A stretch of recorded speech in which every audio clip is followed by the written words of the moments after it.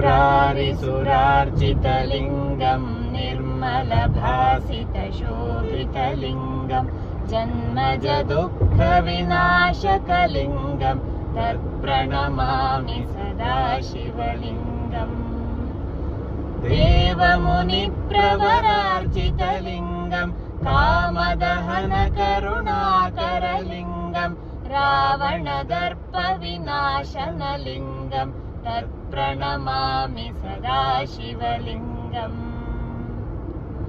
सर्वसुगन्धसुलेपितलिङ्गं बुद्धिविवर्धनकारणलिङ्गं सिद्धसुरासुरवन्दितलिङ्गं तत्प्रणमामि सदा शिवलिङ्गम् कनकमहामणिभूषितलिङ्गं फणिपतिवेष्टितशोभितलिङ्गं दक्षसुयज्ञविनाशनलिङ्गं तत्प्रणमामि सदा शिवलिङ्गम्